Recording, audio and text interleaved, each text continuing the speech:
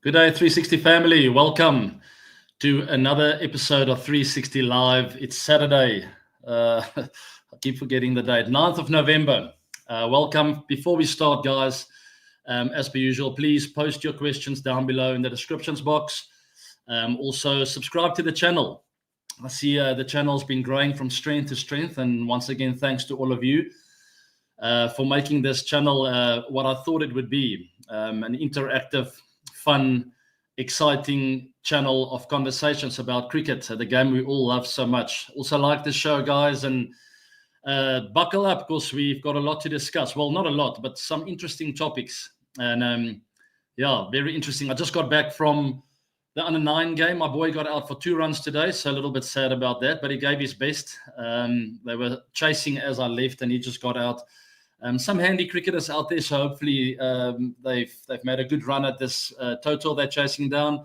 But I'll meet him as he gets back. And as we're also preparing for my little girl's 4th birthday party, which is happening after the show, maybe I'll post a picture or two for my fans on Instagram and the broadcast channel to all of you. So if you're not on that broadcast channel on Instagram, do subscribe there because I will be posting some cool stuff on there. There's the link to my Instagram handle, ABDevilliers17. Follow me on socials anyway, because I always keep you guys up to date with regards to the YouTube channel, when I'll be going live and when not.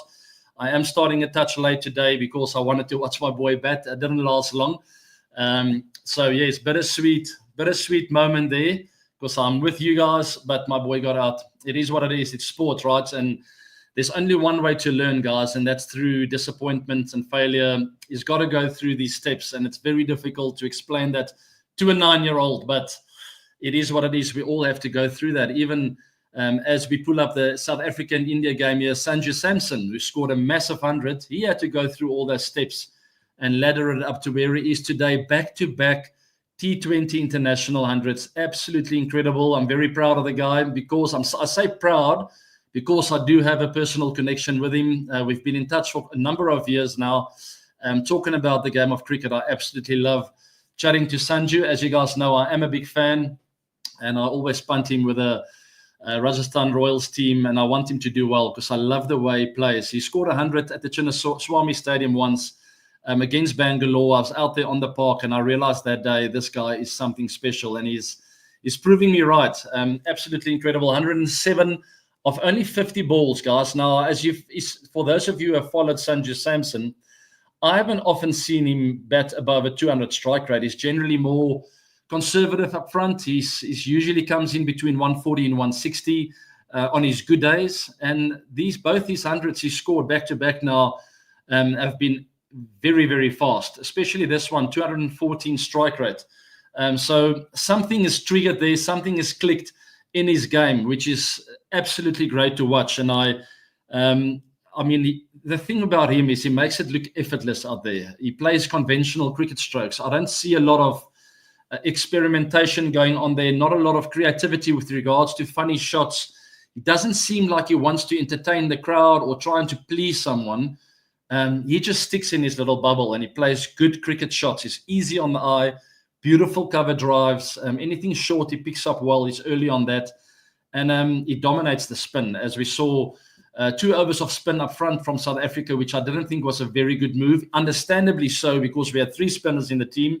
And I thought maybe it's an opportunity to get one quick one from Markram and Maharaj early on overs 2 and 3.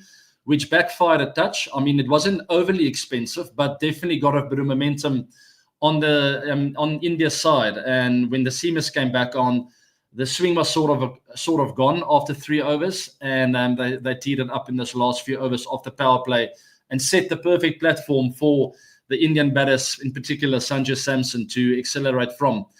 Let's take a question or two, guys. Before I go on the topic, I want to see what you guys think. And as I'm saying that, please keep posting below, and we can keep covering that. Let's just quickly do this little detail here. 88 runs out of 107 by 6s and 4s in this match. So a lot of boundary hitting, and it just shows you value for shots over here in South Africa. If you do get in, it's very difficult to stop. Shiva, how does his century against South Africa rank among the best knocks of Sanju Samson? I think right up there, the last 200 he scored, as I just alluded to, was his by a long way his fastest. I would say innings above 50, if I'm not mistaken. Definitely his fastest hundreds. It's absolutely incredible how he's upped his game.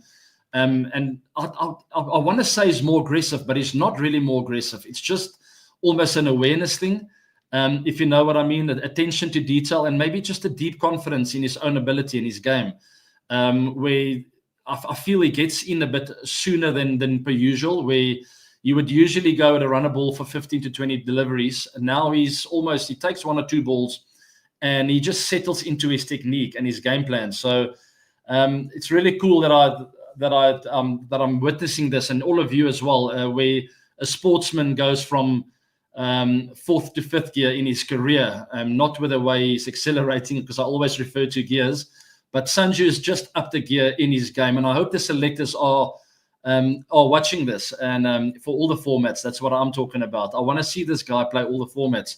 I honestly think he is something really, really special. Someone who can play in all the formats in all conditions around the world, and that's always a huge asset to have in your team. So I've got the details now, guys, or with regards to what I just said. Now, these two are his fastest 2 T20 international scores, where he scored over 10 runs. So there we go. I said over 50, but over 10 runs. These two scores of hundreds is his best strike rates. So something certainly clicked in the Sanju Samson world. Whether it's the coaching staff, I doubt it. No disrespect to VVS or Gautam Gambhir or Ryan Tendishkata, Mona Mokul, whoever is part of the coaching squad. I honestly just feel this guy has reached a maturity point where he's realized something, he's triggered something. And talking about that something, let's stop speculating about it and let's get him on the show. So I will be in touch with him. I will be in his ear and hope to get him on the show and talk to him about what has been happening to you, because something is going on. And it's exciting to all of us cricketing fans out there, all of us Samson fans. So absolutely cannot wait to watch him keep evolving as a player. And I think there's even another gear, believe it or not. I honestly do think he's got a 6th gear even. So I'm looking forward to watch it unfold. Anu, we want interview with Sanju. Yes, I agree. That's what I just said, and I fully agree with you, and I will be working on that. I also have a few other guys lined up. I'm not going to mention names because I want to keep it a bit of a surprise to you guys and keep you guys on your toes and keep you guessing.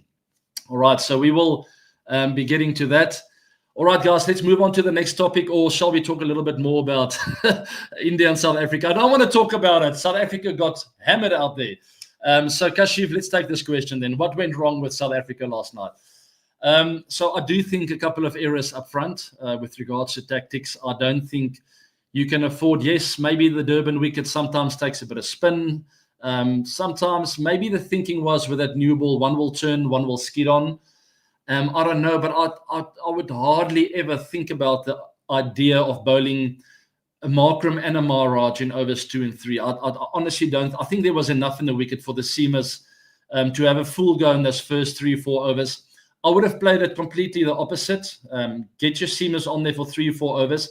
If it really backfires, then over number 5, you can throw Keshav Maharaj in there. So I don't think that was tactically a good move. And then obviously the brilliance of Sanju Samson. You always got to give credit to the opposition. I think India were just a step ahead of South Africa from the word go right throughout the innings. In the batting department, I think the score was about 25 runs over par. I think 170, 175 was about par. So the batters were always under pressure. From ball 1, I could see the way they were, I'm not going to say panic, but almost forcing the situation, really looking for shots, looking for boundary. And when you do boundary searching, it's such a uncomfortable position for a batter to be in, especially if you're not in. I saw guys playing completely out of their game plans. Look at someone like a Stubbs. Rickleton looked like he was in a rush, hit some good shots, but just very fidgety, right? And ideally what you want is for a batting unit to believe whatever score they're chasing is definitely chaseable. It looked to me like South Africa approached it like, we're not going to get there. Let's just try and get close. And the only way we're going to get there is if we play out of our skin. And that's not the kind of mindset you want your batting unit to be in. And it felt to me like they were there. Is it talent? Definitely not. I think the top three, Markram, Rickleton, Stubbs, absolutely fantastic players, but you need those guys to be calm. Even though it's T20 cricket, look at the way Samson approached his innings. There was nothing rushed about it. It was all good cricketing strokes. He read the conditions really well. He took it all in, absorbed a bit of pressure. And when he saw his moments, he identified it and he executed to perfection. So that's the kind of way I want our top three to bat as well. No matter if you're chasing a score over par, my message would have been, get used to the conditions, give yourself a chance. And you all have played cricket your whole lives, man. I mean, you've got so much experience. You've literally prepared for these moments since you were like 4 or 5 years old. So take your time and take it all in. There's always time later on, and you will identify the moments, but you can only be accurate with those moments once you've really settled in. Deep breaths, slow movements. Yes, intense. It's weird. It sounds like I'm contradicting myself, but I always said it's a funny thing. It's almost the perfect balance between showing intensity, sending a message to the opposition, but at the same time, breathing easy, being calm out there, really making sure you don't miss any attention to detail out there. And I think that's where our top three got it wrong. They identified the wrong moments to have a go purely because I felt like they seemed rushed. They weren't calm on the inside. I don't mind a busybody, but on the inside, you've got to think clearly. You've got to be calm. Let all the outside noise fade away, and it's just you and the ball. Get into a rhythm. And yes, it sounds like I'm talking about Test cricket maybe, but you need this in T20s as well. You need a rhythm out there, guys. And once you have that rhythm, then you identify weakness just like this. You can sense when a bowler is starting to panic a bit. You can see him talking to his captain. You are picking up the swing, the seam movement, the turn a lot faster and a lot more accurate if you're nice and calm on the inside. Anyway, long story short, that's what I think went wrong with South Africa. In came Klaasen, Miller, had a bit of a go. And then just honestly, once again, credit to India here in this regard. Two fantastic players, Chakravarti and Bishnoi, were simply just too good. Go watch their spells again in those middle overs. That's where South Africa had their absolute last chance to get back into the game with Klaasen and Miller, the two best players in the middle order. And Chakravarti and Bishnoi honestly not missing out on a lot of deliveries. Bishnoi seemed tough to pick. He started bowling faster and faster, and I've always said that, like a Rashid Khan, when a leggy is quick through the air and he turns it both ways and he's got subtle changes in his action, it's really, really tough to play against. And I think Bishnoi threw 1 or 2 balls up in the air. Both of them went for 6. And if I was captain, I would have been in his ear, and maybe his captain was in his ear and saying, like, keep bowling it. Why do you change a winning recipe? Anyway, credit to the two of them. I thought they were absolutely fantastic, outstanding. Hardik Pandya as well, swinging the ball with a new ball there, bowling really well. And they were just on top of South Africa right throughout. So credit to them. Keep in mind, they will be going to St. George's Park next. So India's record has been outstanding. They've won 11 out of the last 13 games. Well, 14, but there was one no result or rained out. I can't exactly remember what happened with the other one. But they've won 11 out of 13 games under the captaincy of Surya Kumar Yadav. So they've lost only 2. Guess where one of them was?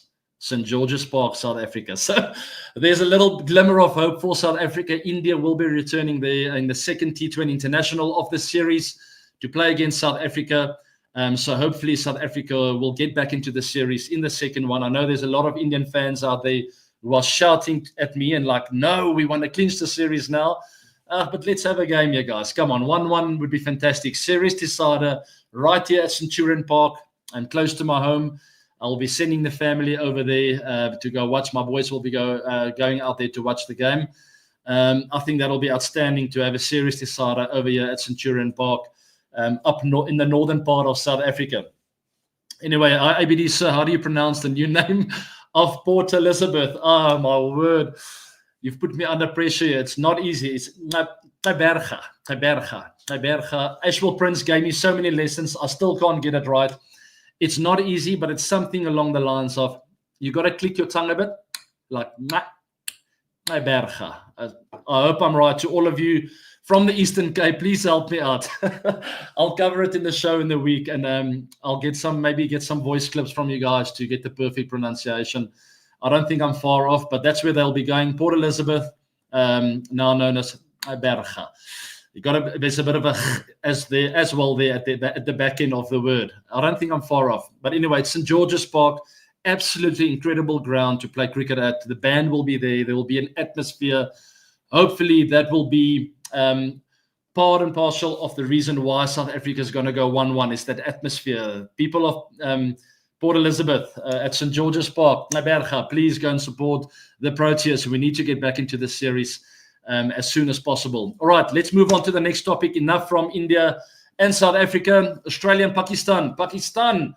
Wow, I didn't see this one coming. Look, if you had to be completely honest, they should have been 2-0 up in the series. So now you got to go. I called for Australia coming right back into the swing of things and really dominating the series after getting away with one in that first ODI.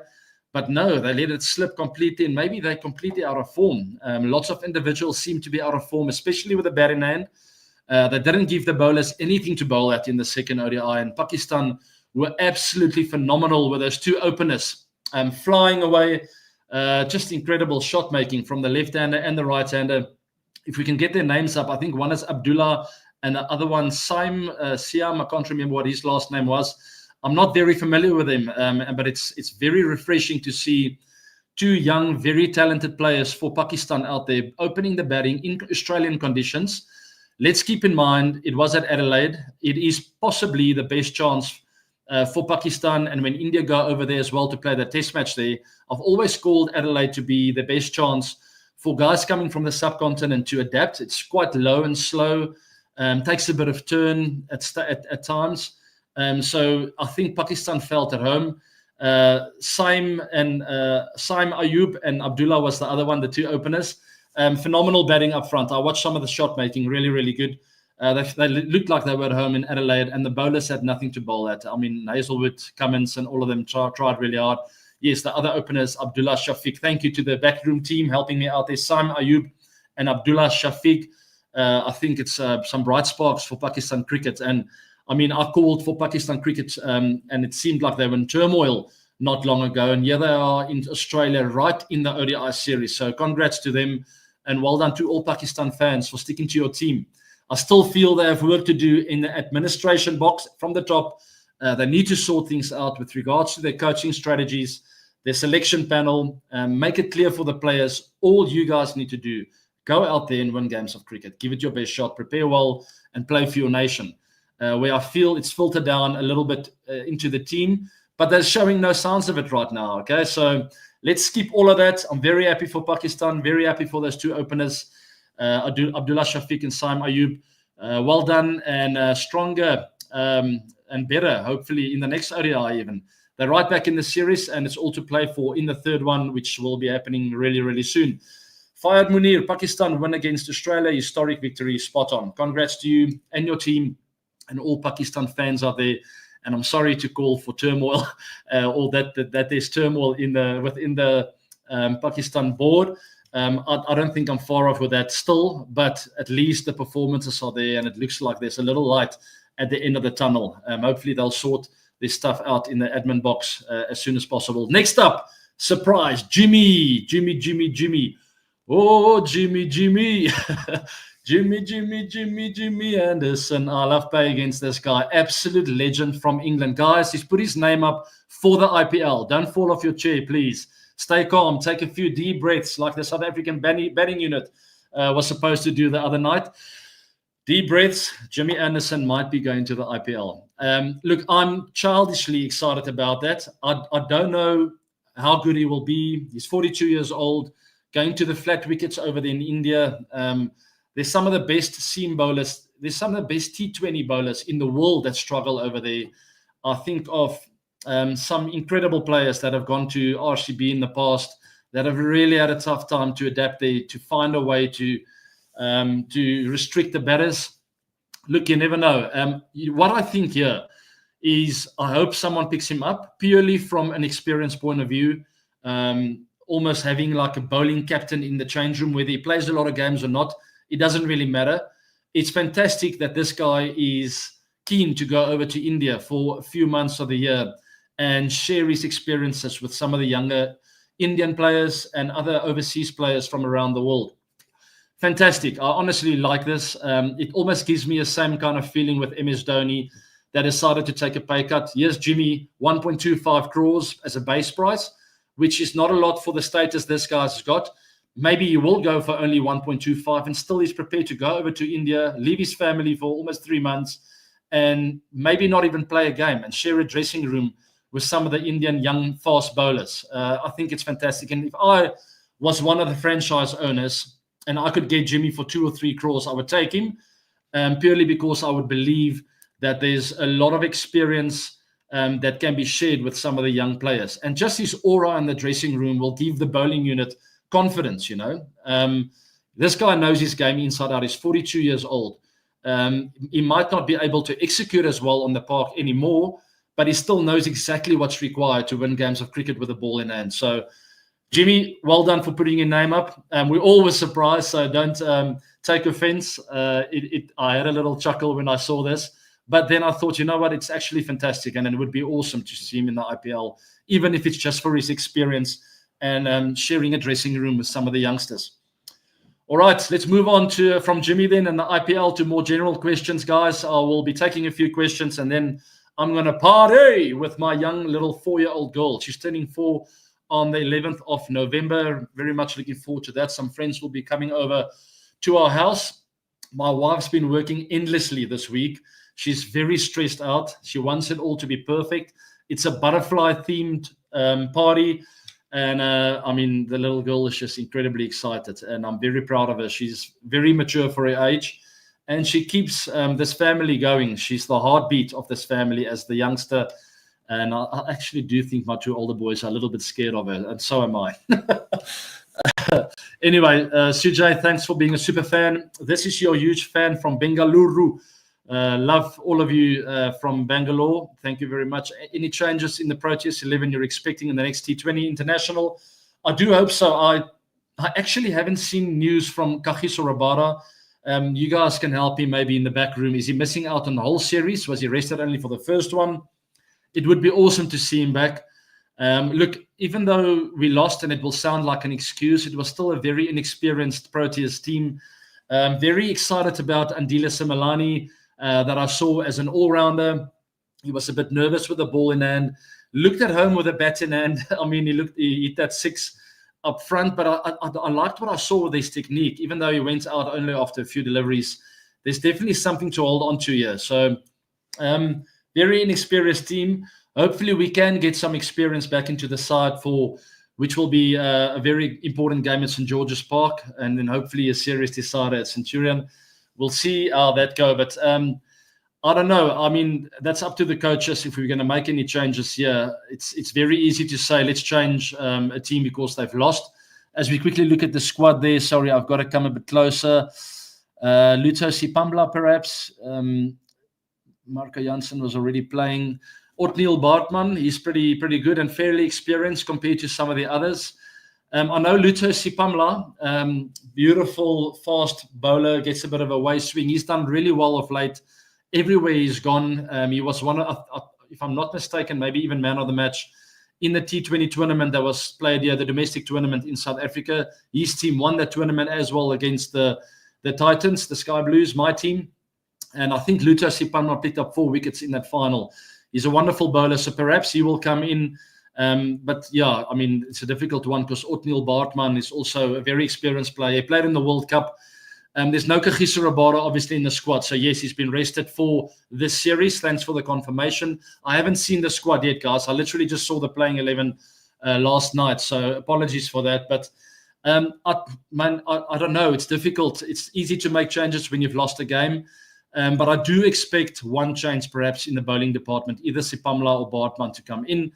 I don't know who for though, because obviously maybe possibly for a spinner, because we played a lot of spin over there in Durban. I think we played one spinner too many.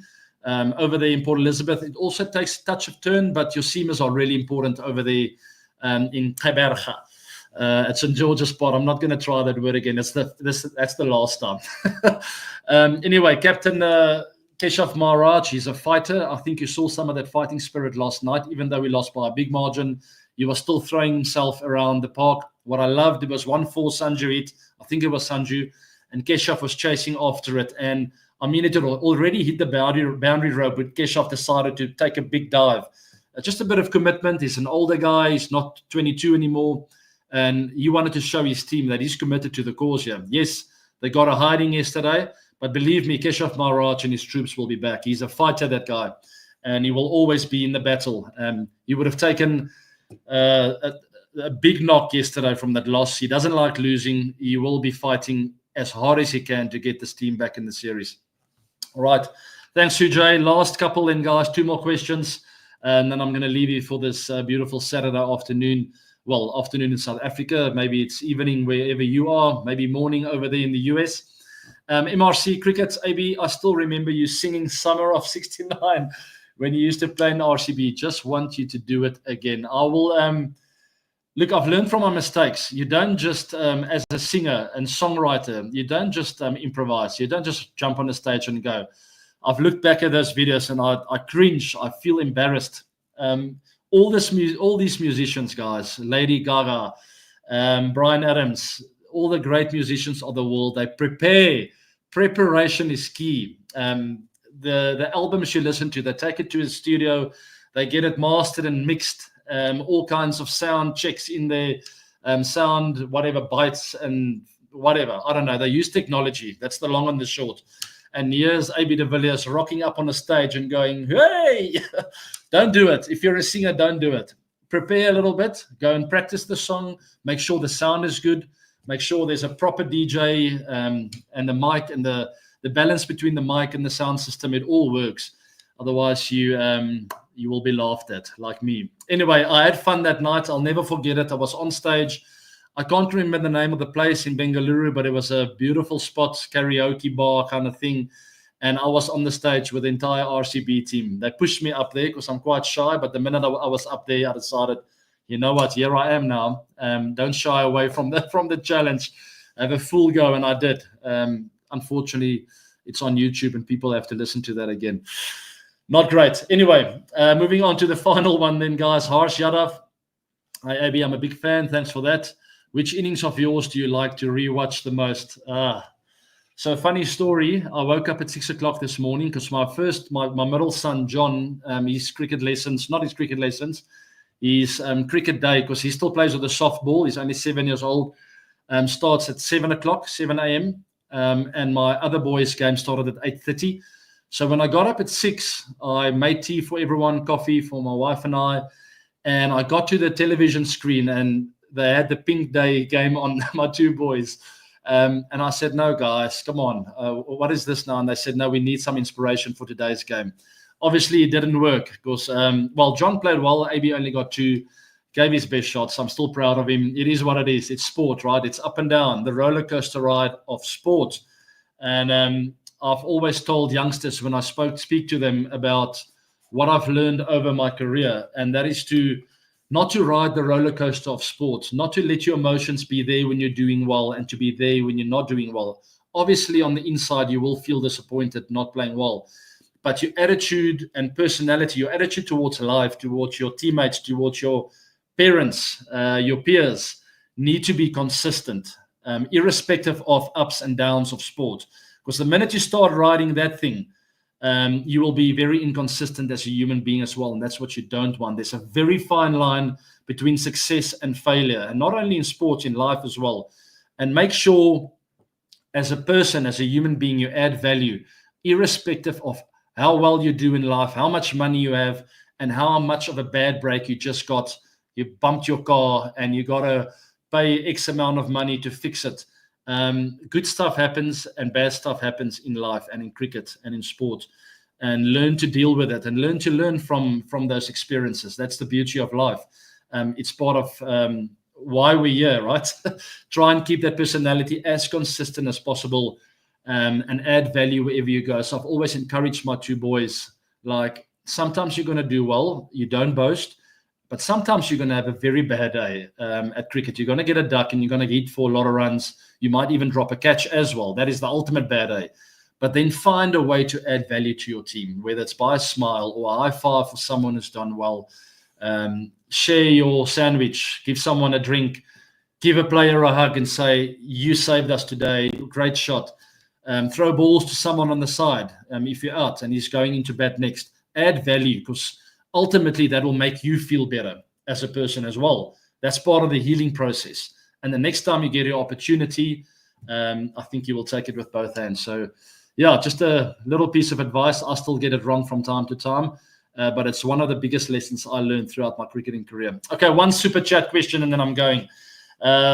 AB, Austin, thanks for this, by the way. As a super fan, I really appreciate you and all the other super fans out there from the super chat.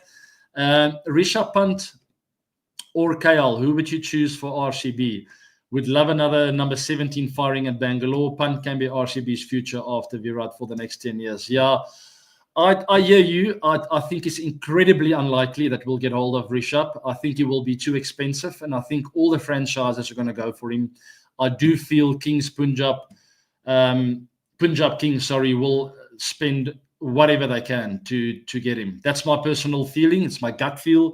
I feel there's a very tight connection between him and Ricky Ponting.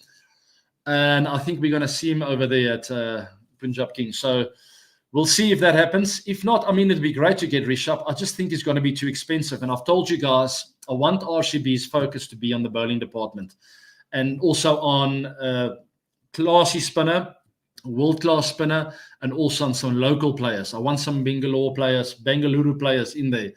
And I've heard this from Anil Kumble before. He says that's where Bangalore's gone wrong in the past. They don't keep their local players, their quality, talented local players. KL is obviously a fantastic player. He might be a bit cheaper. Definitely not a bad pick. I love him to bits, the way he plays, and I think he's due to come back into form as well. Classy and quality players like that always seem to find a way to get back into form, and I think KL will be a really good pick. So that'll be fantastic, and KL can also take over from Virat, as you say, for quite a long time. He's not as old yet. He's still, he's not young, but he's still got a few years left in the tank. But focus on bowling department, world-class spinner, local batters.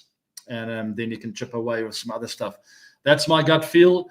I feel that teams that have won in the past, that have won multiple times, have had a very strong core of local players. I think of CSK in particular. They've been very good at that. It doesn't just have to be someone from the city, but Indian players that have a strong belief in what this franchise is trying to do. And that's always the feeling I've got with CSK. They seem to be organized. They've kept a hold of their local players for a long period of time. They showed faith in them. They showed the younger Indian players, we believe that you will become a great. And that means a lot to youngsters, guys. And I think Bangalore's RCB's got that wrong in the past, not Bangalore. RCB has maybe come up short with that, not really showing enough faith in some of the young Indian players at RCB. So hopefully they'll get it right. But focus, please, on the bowling department, especially a world-class spinner. Come on, Yuzi. We want you. Keiji Rabada, Bhuvi Kumar, Ravi Ashwin. Come on, guys. RCB is great. If we get you guys, we can even be greater, along with Virat and hopefully KL and Rachit Patadar and a few other fantastic young Indian batters that will bat with Rajat and Virat and KL there. There we go. There's the RCB squad. Enjoy the auction. It's done. RCB squad's been picked, all right? Your prediction for this T20 series, 1-1. I think South Africa will win at St. George's Park. And then in the final, Centurion, I don't know. It's all to play for. That'll be wonderful to watch because I feel the Indian cricket team is on a high. World-class players who have done incredibly well at the IPL. And I've given credit to the Indian selection panel before for rewarding the players that do well domestically in IPL and domestic cricket as well. Fantastic to see, and that's why they're doing so well. Guys, thanks for joining me on the 360 Live this Saturday. It is, once again, forgot the date, 9th of November. Remember, it's my daughter's birthday on the 11th, on Monday. I'm very much looking forward to the birthday party as well. Wherever you are in the world, have a fantastic weekend. And remember to not ride the roller coaster of life. Stay consistent, add value, and I promise you will feel better. Focus on something else, enriching someone else's life. Lawrence's quote, right? I've told you guys about this quote before. Is there any way we can pull it up? No, there's no time. Anyway, go find it. T.E. Lawrence, the quote about success, about what he feels success is. It's my absolute favorite, and it's got to do with not riding the roller coaster of life, but rather be consistent and finding a way to sort of take the attention off of yourself and go plant a plant in your garden and give it water and watch it grow and make someone else feel better about themselves. And ultimately, you will heal yourself from whatever happened to you. Have a wonderful weekend, guys. Thanks for joining me. Lots of love to you all, and I'll see you in the week. Take care now.